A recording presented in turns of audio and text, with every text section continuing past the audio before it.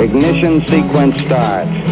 6, 5, 4, 3, 2, 1, 0. Liftoff. We have a liftoff.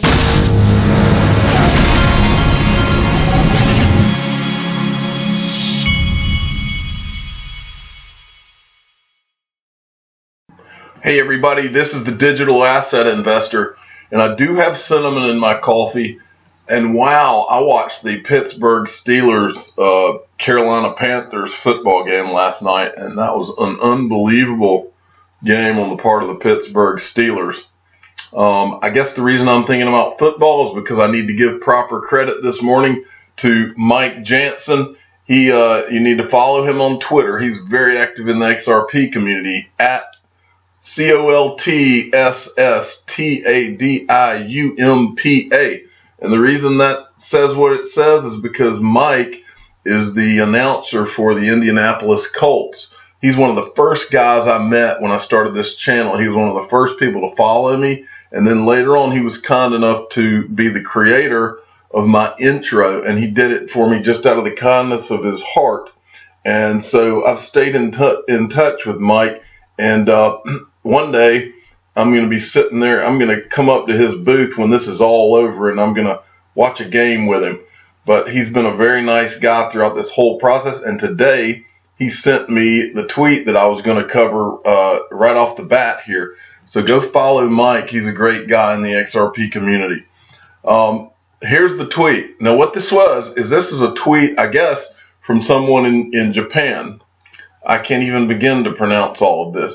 But it's a tweet which was then retweeted by the CEO of SBI. And for those of you who don't know what SBI is, SBI is a bank. It's one of the largest bank holding companies that more or less controls 60 to 80% of the banking industry in Japan. And guess what? SBI Holdings owns 10% or so of Ripple. And so when the CEO of SBI Holdings talks, the digital asset investor listens. And so apparently the CEO of SBI actually did say this because he retweeted this guy's tweet.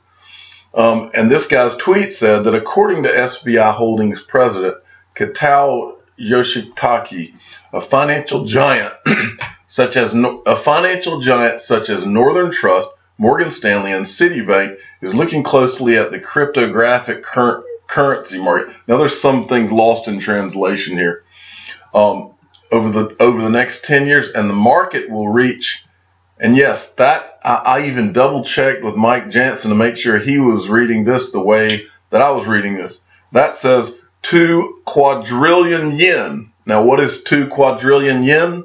And basically approximately 85 times the current market cap of cryptocurrencies.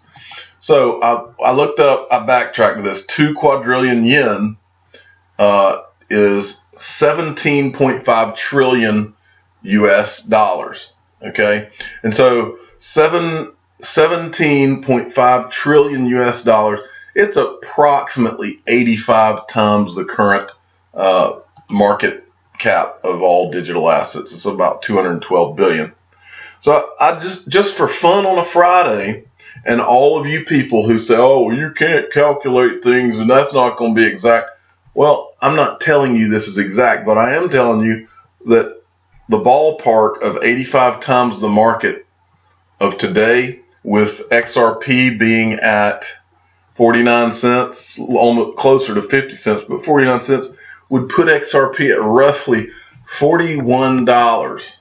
And this is a guy who's a very high up executive in a major banking corporation in Japan who sees these kind of things for the crypto market in the coming years. I think that he's being conservative and extremely responsible here. I believe, truth be known, most of these guys think that $40 will be hit in a year or two at the most. But anyway, moving along, I thought that was an interesting thing for a guy in a place of responsibility like him to be willing to retweet something like that. Tells you a lot about And just to go back to that tweet just for 1 second, he was referring to Northern Trust. We've talked about pretty much all of these.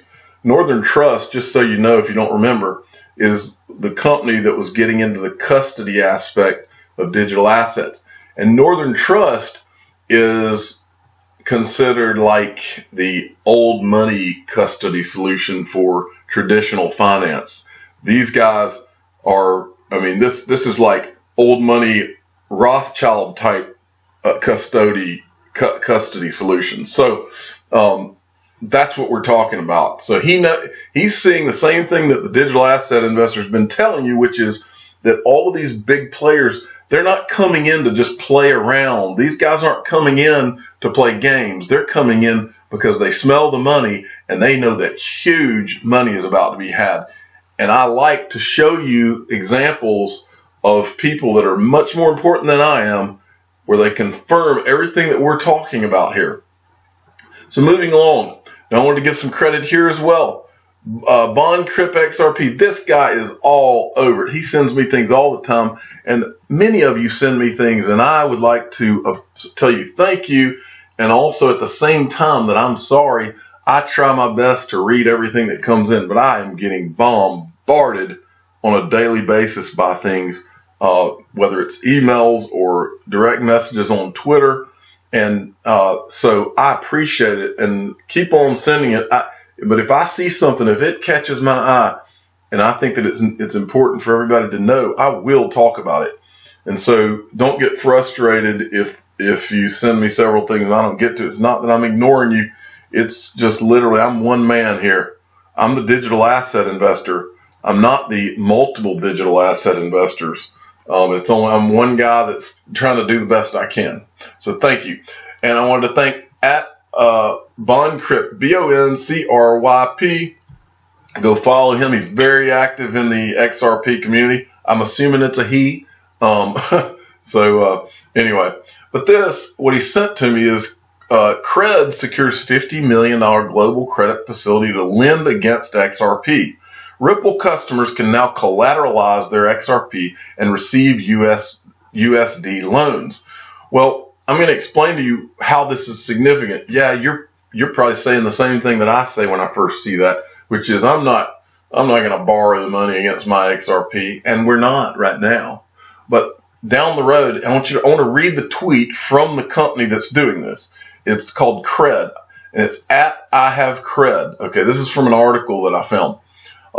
Now, Ripple customers have the opportunity to hold their XRP long-term without the need to sell or incur tax. XRP holders can borrow as low as single-digit interest rates when they visit mycred.io and click Get Early Access. Now, I'm not saying that you or I or anybody else is going to want to do this in the short run. But what I am saying to you is I know a lot of wealthy people in my community who own stocks that have a cost basis in them from way, way, way, way back when, and they will not sell those stocks because they don't want to incur the tax. This is one option. This is a way not to avoid taxes, but to put off paying taxes. As long as you don't sell, you don't incur taxes, at least in the United States you don't. I don't know what goes on in other countries, and I'm not giving you tax advice. Go talk to your accountant. I'm the digital asset investor. I'm not an accountant, and I'm not an investment advisor. So go talk to your accountant about things like this. But this is one way that some wealthy people, they collateralize their holdings like this in different things so that they don't incur the taxes right now. This is one thing that some people do. They do. And so I wanted to at least put it out there in front of you, but I wanted to make one other point with this. I've told you over and over that products that you can't even dream of, every investment vehicle and investment product that you can even imagine is going to come out of digital assets. You are going to see products and different investment vehicles created that you could not have even believed would have happened. And I've talked to you about ETFs, mutual funds, futures, all sorts of different investments that are going to come through this. You're going to see the tokenization of stocks, tokenization of bonds, you name it, it's going to happen. And then this is an example of the lending business, okay? And so you're going to see lending platforms come out having to do it. You're going to see interest-bearing digital asset accounts like what Uphold is doing. This is a new asset. This is the first new asset class in over a century. And you owned it before Wall Street got in. So sit tight and enjoy the ride. Also, yesterday I showed you the this is the white paper edition for the Ledger Nano S, and there's one thing I forgot to show you. Inside of this, the packaging of the Ledger Nano S, they have this little pamphlet that takes you. It's an explanatory leaflet about Bitcoin and everything that's happened, more or less. It's also got a crypto gang poster, which is basically this in a poster format, I believe. And so I forgot to show you that yesterday. But I wanted to tell you, Christmas is coming up. I will be buying some of these and giving some of these for Christmas myself. And so this is a really good. If you know anybody who does not have that you maybe somebody in your family or friend that you've gotten involved in digital assets as an investment, and they may not have a Ledger Nano S, it'd be a killer Christmas gift. The one that I showed you yesterday, I've already got a Ledger Nano S, and so I was thinking about giving that one to a friend that I got into digital assets. But it'd be a great Christmas gift, and it's a pretty cool limited edition Ledger Nano S. If you want one of these, there's a link in the description of all of my videos. Go and get one. I'm the digital asset investor. I'm not an investment advisor, and I'm not an accountant. This is for entertainment purposes only. Please subscribe and hit the like button, and tell your friends and family that the digital asset investor said that the white paper Ledger Nano S is the perfect Christmas gift. Thanks for listening.